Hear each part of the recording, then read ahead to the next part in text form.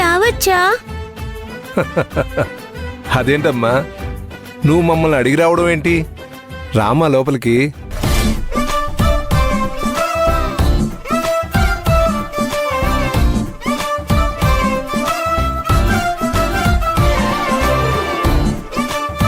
ఇప్పుడు ఏమని పిలిచావు కృష్ణ? మీ ఇద్దరు పెద్దవాళ్ళు కదా, అందుకే హలో పెద్దవాళ్ళు అన్నాను.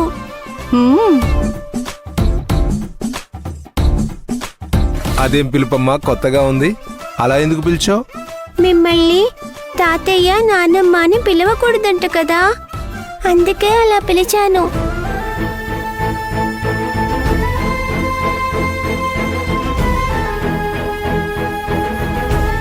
పిలవకూడదని ఎవరన్నారమ్మా? మేము నీతో అన్నావా?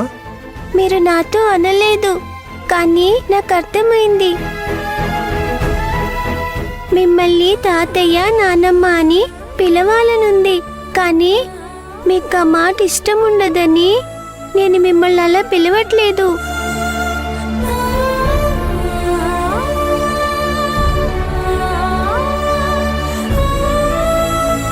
అది కాదు కృష్ణ, తాతయ్య నానమ్మ అని పిలవద్దని ఎవరన్నారు చెప్పు? నేను విన్నాను. మా అమ్మతో పాపకి వాళ్ళ నాన్న ఎవరో చెప్పొద్దు అని తాతయ్య చెప్పడం నేను విన్నాను.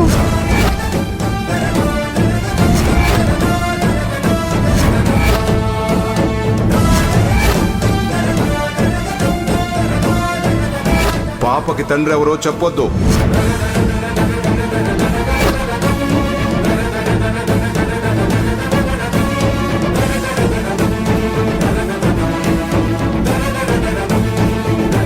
మీరైనా చెప్పండి, మా నాన్న గురించి మీకు తెలుసు కదా.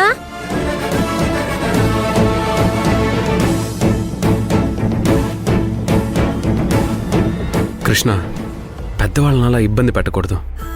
మీ నాన్న గురించి తాతయ్యకి ఎలా తెలుస్తుంది చెప్పు? మీరొకప్పుడు మా నాన్న అన్నారు, నేను చాలా హ్యాపీగా ఫీల్ అయ్యాను. తర్వాత మీరే మా నాన్న కాదు అన్నారు. అంటే మీరు మా నాన్న కాదన్నారంటే మా నాన్నెవరో మీకు కూడా తెలుసు కదా.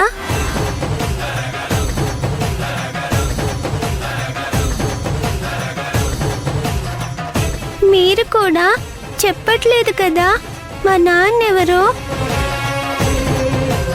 పాప అడిగిన దానికి సమాధానం తెలిసి కూడా చెప్పలేకపోతున్నావు.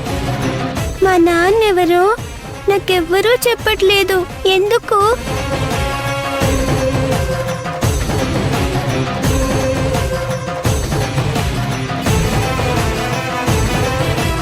నేను మా నాన్న గురించి తెలుసుకోవద్దా?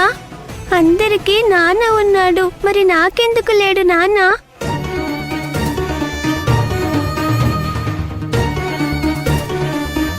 ఉంటే ఎందుకు చెప్పట్లేదు?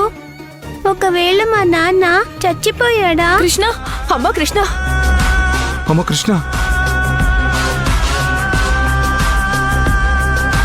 కృష్ణ అలా అనకూడదు, తప్పు. నేను బాధపడతానని ఏడుస్తానని మా నాన్న చచ్చిపోయిన నిజాన్ని నాకు చెప్పట్లేదు కదా కృష్ణ.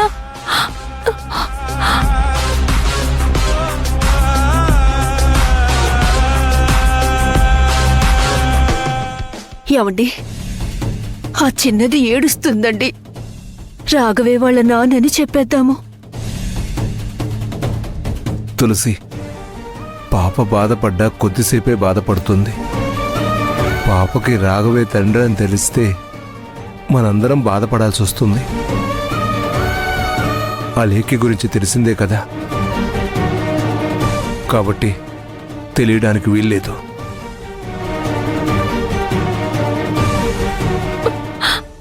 కృష్ణ అలా అనద్దు, అనద్దు. కృష్ణ, కృష్ణ, కృష్ణ. మా నాన్న గురించి నాకు నిజమే చెప్పట్లేదు. మీరందరూ ఒక పని చేయండి, నన్ను రోడ్డు మీద నిలబెట్టి ఈ పాపకి తండ్రి లేడు అని నా మెడలో ఒక బోర్డు కట్టండి.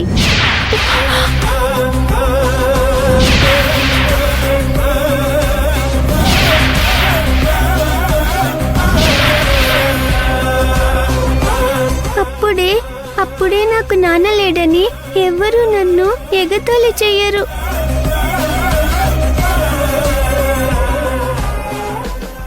మీరే చెప్పకపోతే ఇంకెవరిని అడగాలి నేను?